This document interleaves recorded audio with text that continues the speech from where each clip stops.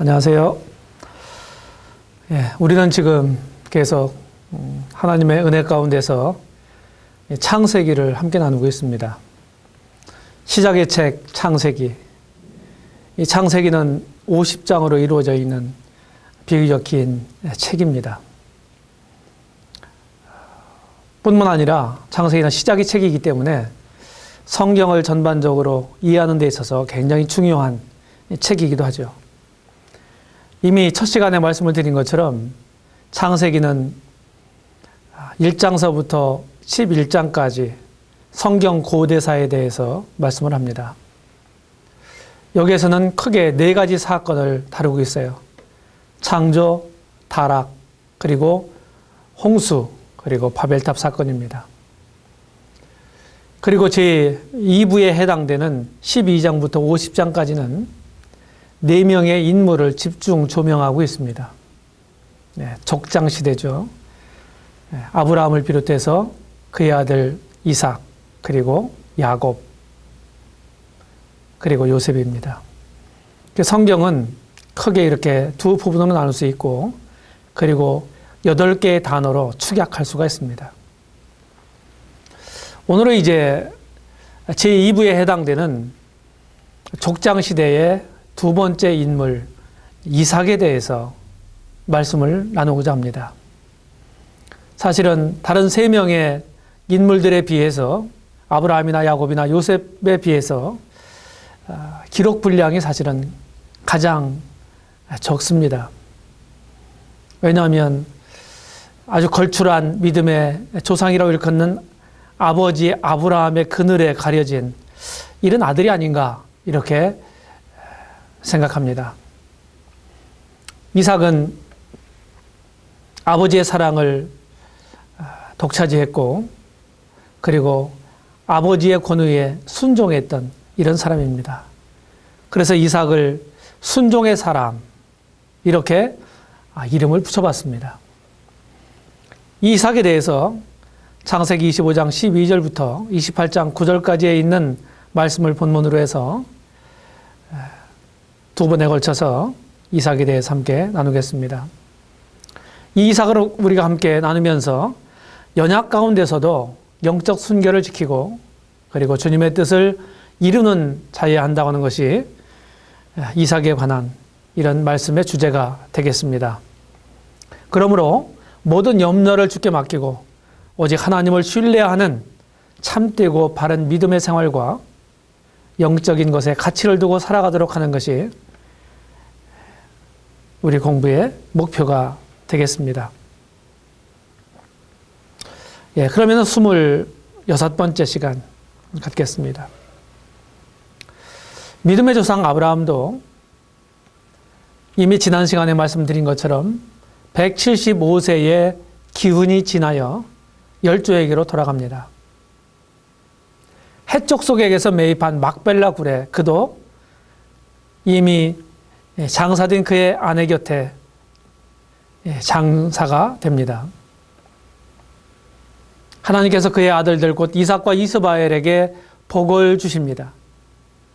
이삭은 그의 아내 리브가의 부름을 하나님께 아렸고, 그리고 하나님은 그 기도를 들으셨습니다. 그래서 곧바로 잉태되어 쌍둥이를 낳게 되는데 그들의 이름이 에서와 야곱입니다. 야곱은 온당치 않은 방법으로 장자권을 찬탈하고 사기로, 속임수로 형의 축복을, 아버지의 축복을, 형에 대한 아버지의 축복을 가로챕니다. 에서는 40세에 이방족 속의 딸들과 혼인하며 2 여인을 아내로 맞습니다. 이것이 그의 부모인 이삭과 리브가에게 큰 근심이 됩니다. 믿음의 거장 아브라함이 주님께로 간 후에 아버지 그늘에 가려 있었던 유약한 이삭의 여러 부족한 모습들이 보이고 있는 것입니다.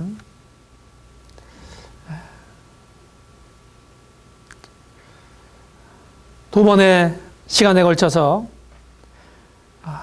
첫 번째 단락에서 이삭의 연약과 그 문제들에 대해서 창세기 25장 12절로 34절의 말씀을 통해서 살펴보고, 두 번째 단락에서 이삭의 실패와 회복, 창세기 26장 1절로 33절, 그리고 세 번째 단락에서 이삭의 가족들에 대해서 창세기 17장 1절부터 28장 9절까지 있는 말씀을 통해서 보겠습니다. 그리고 마지막 단락에서 이삭의 두 아들에 대해서 창세기 28장 1절부터 9절까지 있는 말씀을 통해서 고차례 보겠습니다. 그럼 먼저 첫 번째 단락에서 이삭의 연약과 문제를 살펴보겠습니다. 창세기 25장 25절부터 28절까지 있는 말씀을 먼저 함께 읽어보도록 하겠습니다. 먼저 나온 자는 붉고 전신이 갓옷 같아서 이름을 에서라 하였고, 후에 나온 아우는 손으로 에서의 팔꿈치를 잡았으므로 그 이름을 야곱이라 하였으며, 리브가가 그들을 낳을 때 이삭이 60세였더라. 그 아이들이 장성하매 에서는 익숙한 사냥꾼 인고로 들 사람이 되고, 야곱은 종용한 사람 인고로 장막에 거하니, 이삭은 에서의 사냥한 고기를 좋아하므로 그를 사랑하고 리브가는 야곱을 사랑하였더라. 네. 이 두 아들의 이삭이 60세에 낳았던, 결혼한 지 20년 만에 얻은 이 쌍태 아들, 이들의 특징이 이 몇 구절에 잘 반영이 되어 있는 것 같습니다.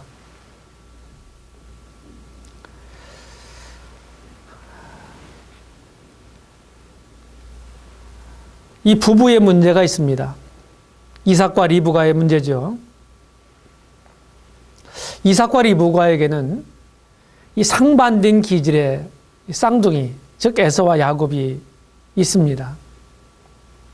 이들 부부는 각각 다른 아들을 편애합니다. 이삭은 에서를 통해서 대리 만족을 추구한 것으로 보입니다. 리브가는 임신 중에 주셨던 하나님의 약속을 기억했을 것입니다. 자신의 자의적인 의지로 하나님의 뜻을 이루어드리려는 마음을 리브가는 나타내고 있죠. 이처럼 부부간에 합일된 마음이 부족해 보입니다. 창세기 25장 23절에서 하나님께서 이렇게 말씀하십니다. 두 국민이 네 태중에 있구나. 두 민족이 네 복중에서부터 나누이리라. 이 족속이 저 족속보다 강하겠고 큰 자는 어린 자를 섬기리라 하셨더라. 이 말씀을 리브가는 기억했을 거예요. 하나님의 의중을, 뜻을 분명히 리브가는 이해하고 받아들이고 있었습니다. 그런데 문제는 무엇이냐면 자기가 자기 열심으로 자기 의지로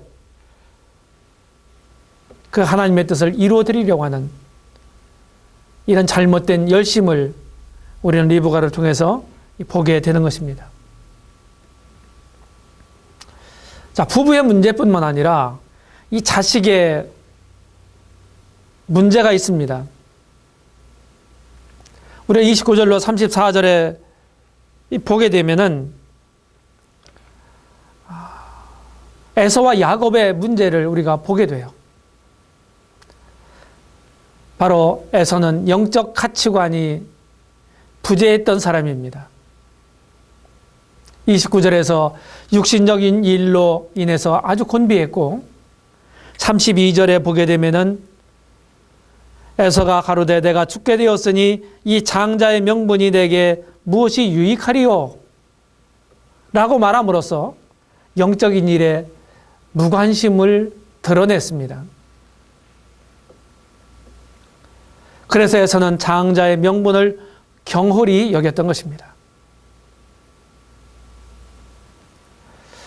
히브리서 12장 16절에서 에서를 평가하기를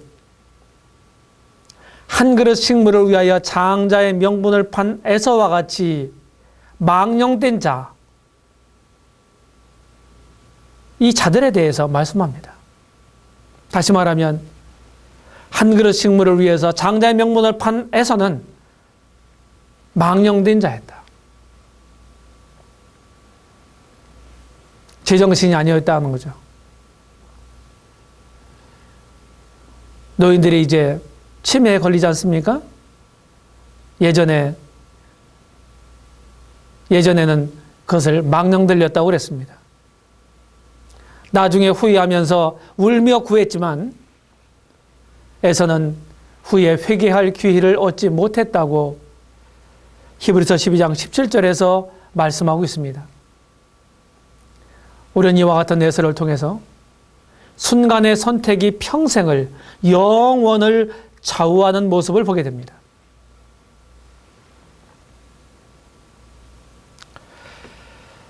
우리 매스컴의 광고 문구에도 순간의 선택이 10년을 좌우한다. 네, 이런 광고 문구가 생각이 납니다.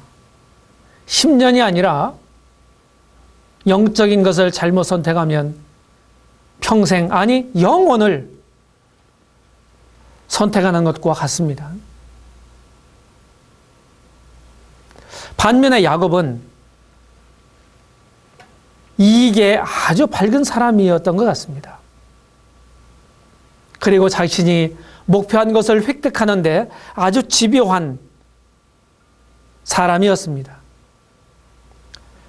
이 두 쌍둥이 아들을 통해서 이 정상적인 믿음의 가정에서 올바른 자녀 교육의 본을 볼 수 없는 것이 이삭과 리브가의 가정에 나타난 이런 문제로 보는 것입니다.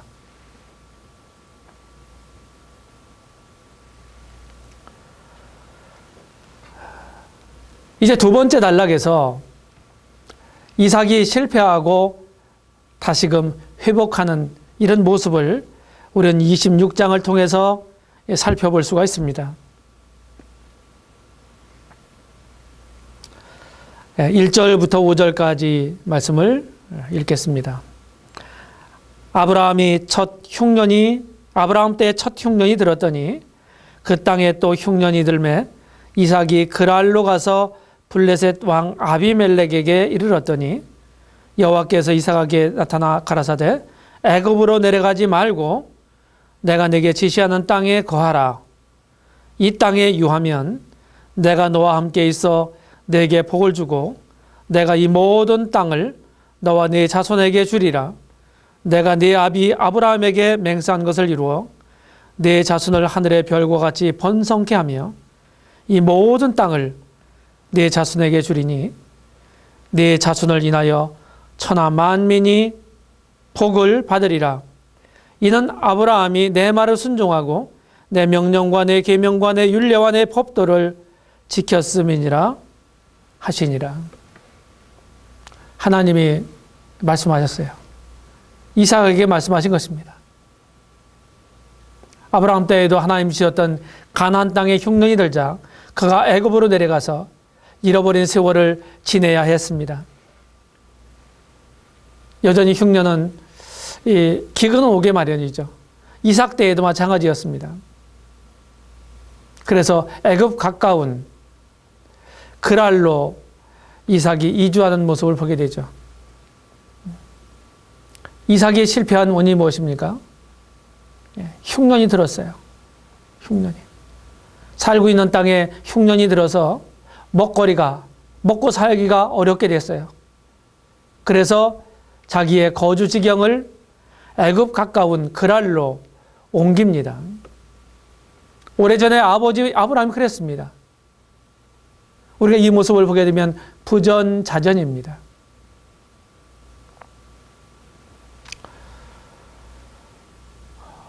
우리는 늘 상황 논리를 가지고 하나님의 뜻을 거역할 때가 많이 있습니다.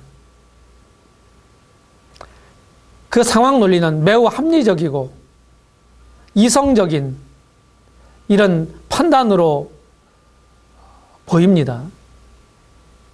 그러나 신앙은 그런 게 아니죠. 하나님이 분명히 말씀한 그 말씀을 우리가 믿음으로 순종할 때 하나님께서 우리의 삶을 인도하실 것입니다. 이와 이런 조건 때문에, 이런 상황 때문에 내가 어쩔 수 없었다, 이렇게 우리는 핑계를 대곤 합니다. 그러나 그 핑계는 하나님 앞에서 통하지 않습니다. 하나님이 이삭에게 말씀하십니다. 이 땅에 유하면 이라고 조건부 약속을 하셨던 것입니다. 이삭이 이 조건을 위반해서 그랄로 내려갔을 때 우리가 7절에 보게 되면은 자기 아버지가 범했던 그런 거짓말을, 죄를 또 짓게 돼요. 그리고 불신자들로부터 충고를 또 받습니다. 10절에 보게 되면은 아비멜렉이 가로되 내가 어찌 우리에게 이렇게 행하였느냐, 백성 중 하나가 내 아내와 동침하기 쉬웠을 뻔하였으니 내 죄를 우리에게 입혔으리라. 내가 죄를 우리에게 입혔으리라. 자신의 잘못으로 인해서 다른 사람들이 죄를 짓도록 조장하는 이런 잘못을 범했던 것입니다. 믿지 않는 사람들로부터 잘못됐다고 충고를 받는 것, 이 얼마나 하나님 앞에서 부끄러운 일입니까? 이삭은 좋은 간증을 불신자들 앞에서 상실한 것입니다. 시청자 여러분, 여러분들은 어떠십니까? 우리가 믿지 않는 사람들 속에 함께 사회생활을 하고 있습니다. 여러분들은 참으로 하나님께 영광을 돌리고, 그리고 여러분들이 믿는 주 예수 그리스도를 나타내십니까?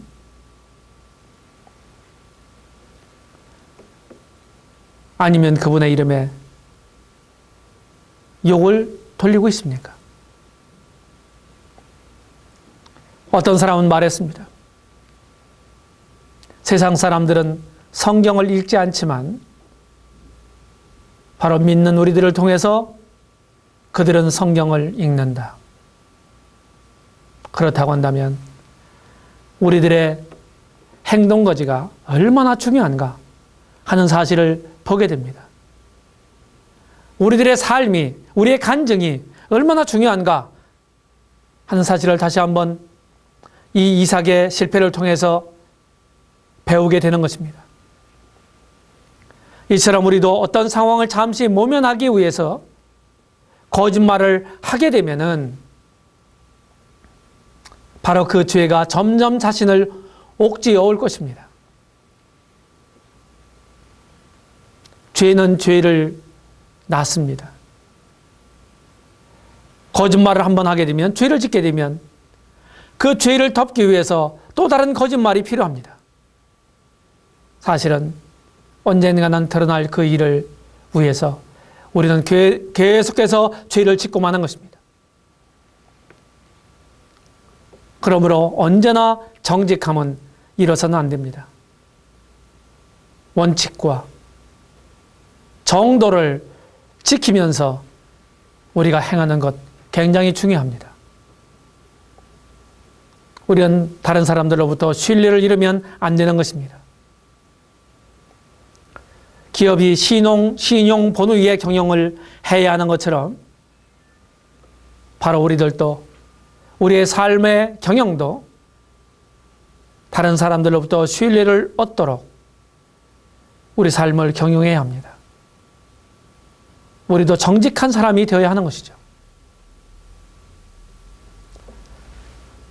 이삭은 부정직함으로써 그의 간증을 상실했던 것입니다.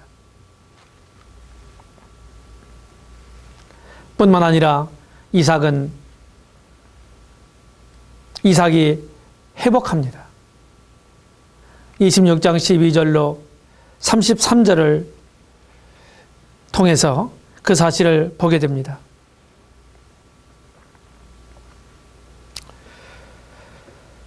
네, 12절부터 몇 절을 읽겠습니다. 이삭이 그 땅에서 농사하여 그 해에 100배나 얻었고 여호와께서 복을 주심으로 그 사람이 창대하고 왕성하여 마침내 거부가 되어 양과 소가 떼를 이루고 노복이 심히 많음으로 블레셋 사람이 그를 시기하여 그 아비 아브라함 때에 그 아비의 종들이 판 모든 우물을 막고 흙으로 메웠더라. 아비멜렉이 이삭에게 이르되 내가 우리보다 크게 강성한즉 우리를 떠나가라. 이삭이 그곳을 떠나 그랄 골짜기에 장막을 치고 거기 우거하며 그 아비 아브라함 때에 팠던 우물을 다시 팠으니 이는 아브라함 죽은 후에 블레셋 사람이 그 우물을 메웠습니다. 이삭이 그 우물들의 이름을 그 아비의 부르던 이름으로 불렀더라. 하나님이 이삭에게 복을 주십니다. 그래서 여기 말씀한 것처럼 사실은 거부가 됩니다. 큰 부자가 돼요. 하나님이 함께 하시지 아니하시면 사실은 큰 돈을 벌 수가 없죠. 예전에도 옛말에 이런 말이 있습니다. 소부유근, 대부유천이다. 이런 말이 있습니다.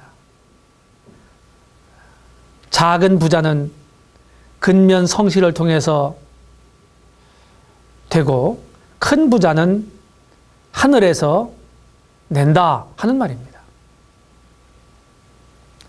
많은 사람들이 돈을 많이 벌기를 원하죠. 그렇지만 그것이 그들의 뜻대로 되는 것은 아닙니다. 그런 마음대로 갖고 있지 않은 사람은 아무도 없을 것입니다. 자신들의 뜻대로 된다면 모든 사람들이 다 거부가 되어야 합니다. 그런데 우리의 현실은 그렇지 않죠? 하나님께서 함께 하셔야 합니다. 우리가 돈을 버는 것 자체, 많이 소유한 것 자체, 그것도 중요하지만 또 무엇이 중요합니까? 돈을 버는 목적도 중요하고 그리고 돈을 버는 과정도 중요합니다. 수단도 중요하다 이 말이에요. 돈을 많이 버는 것 그 자체가 꼭 하나님의 복이 될 수는 없습니다. 목적이 선하면 수단을 정당화하는 이런 세상의 논리대로 우리가 행해서는 안 되는 것입니다. 목적도 선하고 그리고 수단도 선해야 하는 것입니다. 여기 이삭이 하나님께서 복을 주셔서 아주 거부가 되었습니다. 그러니까 그 지역 사람들이 시기를 하기 시작했어요. 그리고 마침내 우리를 떠나가라고 말합니다. 시기 질투는 항상 대인관계의 문제를 발생시킵니다. 어떤 사람들이 시기 질투를 할까요? 그것은 비교의식을 가지고 있는 사람들입니다. 자신과 다른 사람과 비교할 때 필연적으로 내가 그들보다 못하다 이런 생각을 판단을 하게 될 때 시기 질투를 하게 되는 것이죠. 다시 말하면 시기 질투는 자신의 열등의식에서 오는 것입니다.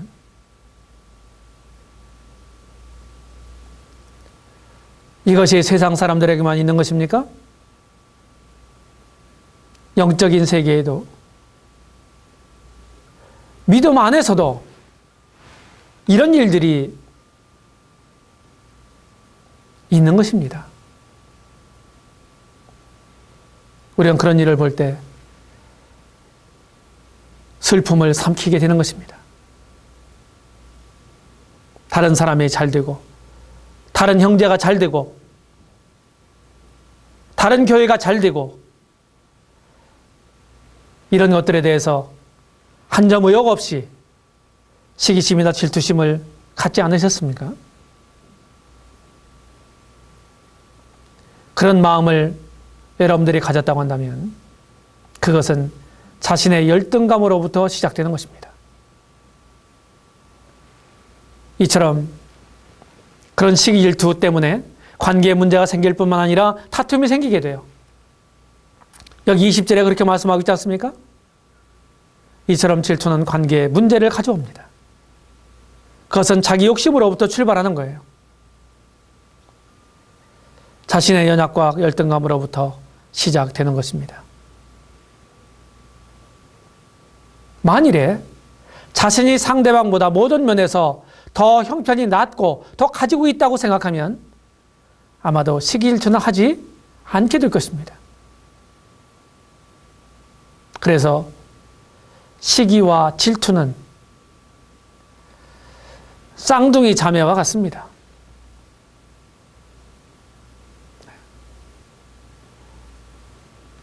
우리의 마음 가운데서 이런 것들을 뽑아내야 합니다. 이제 이삭이 영적으로 회복이 됩니다.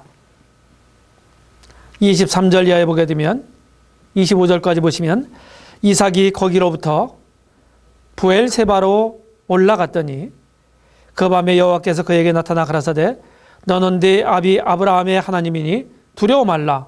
내 종 아브라함을 위하여 내가 너와 함께 있어 네게 복을 주어 네 자손으로 번성케 하리라 하신지라.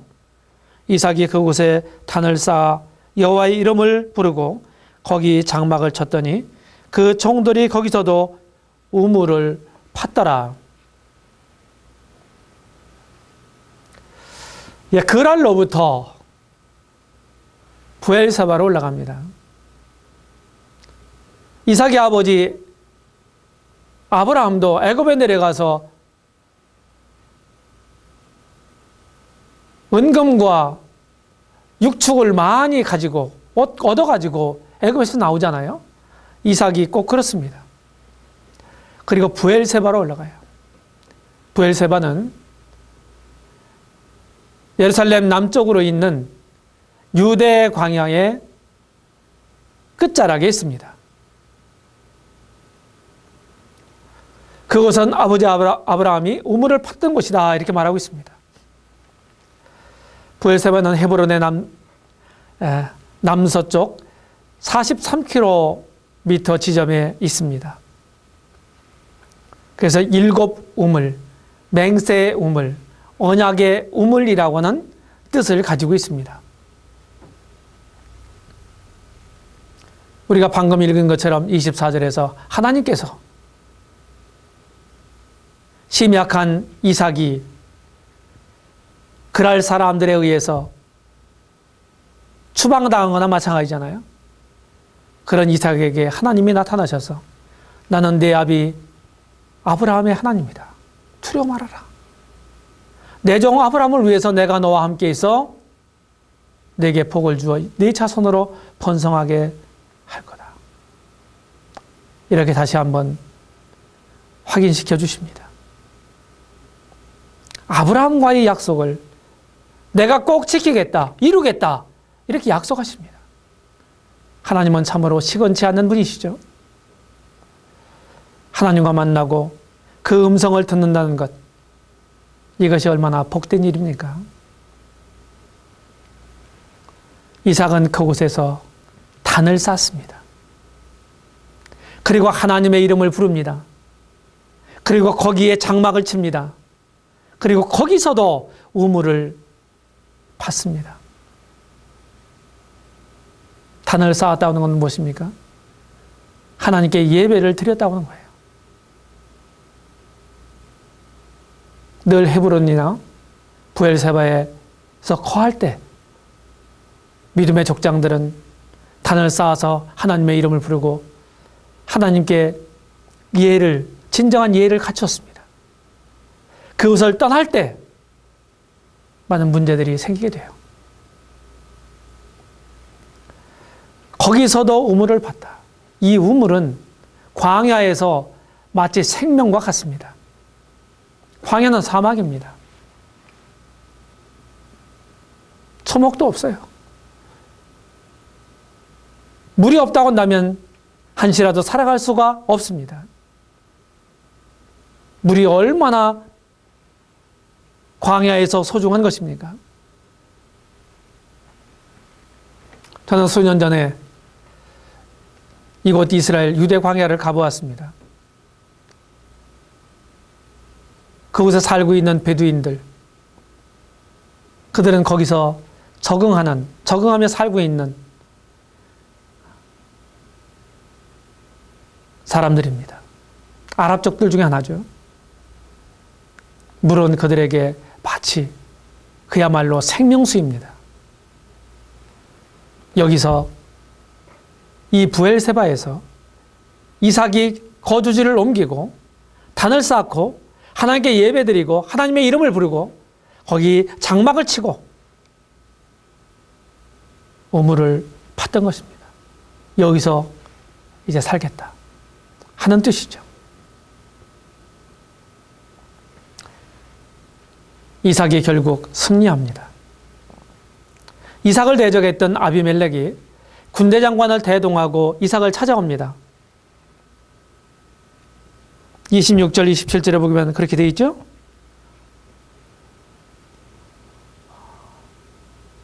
여호와께서 너와 함께 계심을 우리가 분명히 보았으므로 우리와 너 사이에 맹세를 세워 너와 계약을 맺으리라 하면서 화평을 구합니다. 다시 말하면 이들이 이삭을 인정한 것입니다.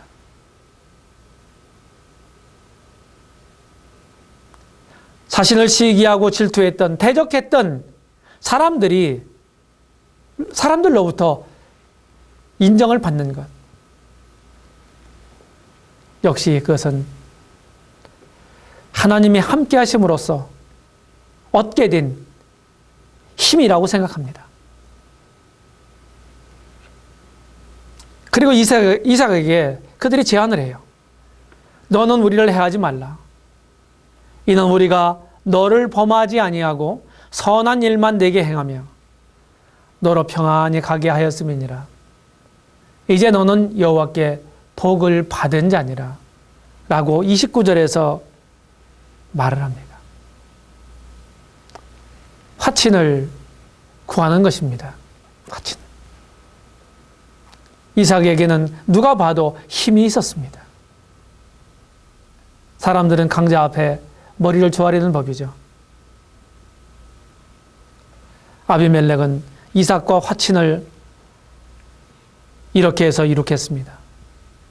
이것을 가리켜서 부엘세바의 맹약이라고 부르는 것입니다. 우리가 주님을 경외하면 주께서 기뻐하시고 우리를 도와주실 것입니다. 그럴 때 우리들의 대적들이 고개를 숙이고 화평을 구하게 될 것입니다. 그러므로 우리는 힘써 하나님을 경외해야 하겠습니다. 네, 잠시 쉬었다 하겠습니다. 감사합니다.